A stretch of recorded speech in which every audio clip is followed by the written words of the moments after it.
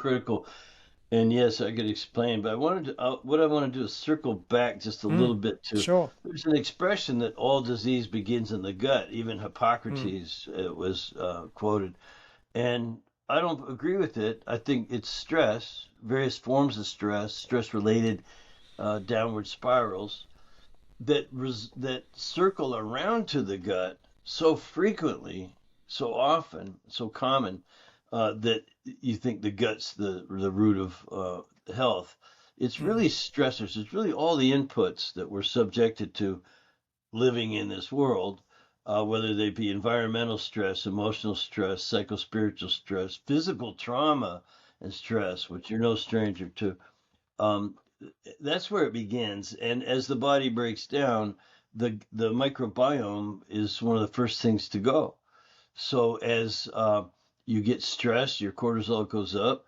That suppresses secretory IgA, which is a major influence in the gut. It's your major protector, really.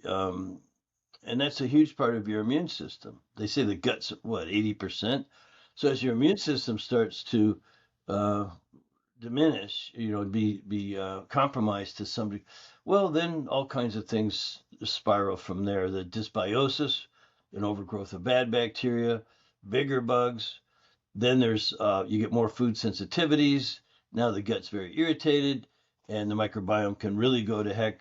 Then again, these overgrowths and biofilms and bacteria, funguses, viruses, parasites can loom pretty large, and the symptoms can be very mild at first. And this is an interesting thing, I think, that, well, you take a little this, a little that, you feel a little better, but you haven't really done anything to change the terrain or the mm. environment in the gut. So you can't be healthy without all of the bacteria, the immune system, and the other juices, your enzymes, your bile, you name it. It all has to flow together and work to keep you in homeostasis. And it's easy to throw off, especially in the stressful world we live in. Yeah, I like the fact that you said right at the beginning there that, you know, a lot of people say that, all disease begins in the gut.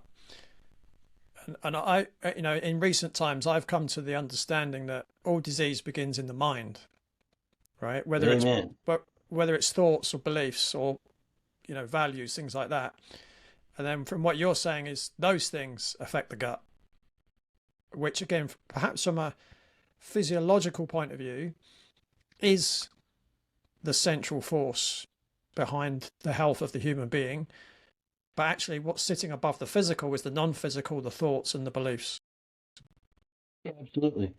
If your listeners want to look it up, the polyvagal theory would be worth looking into because it has to do with the stressors, whether they be the mental, emotional, which is what you primarily think of. If I say stress, you think of relationships and finances and politics, whatever.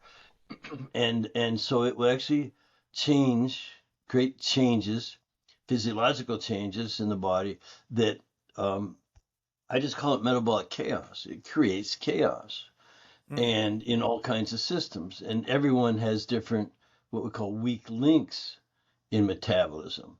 So, yeah, it begins in the head and what you're exposed to and how you respond to it. And it's some of us are stronger in that area than others. And so, and we don't have as much knowledge. There's not enough training around on these theories. And so, yeah, it breaks the body down. Matter of fact, Lee, this is interesting that you'll like. I just read recently, and it makes so much sense as if, oh, we should always have known that the stress, you hear about people looking for the root cause. mm, Well, there's always multiple root causes. mm, Here's something people don't think about. They're having an effect on each other, these root causes. All these causal factors affect each other in ways that aren't singly measurable in a lot of cases. And here's a guy who mm, teaches a course in lab work. I like measuring things. You can't measure everything. mm, And but the as we pursue the root cause, that's fine. You may never find it. And this is what I was going to bring up. it may be gone.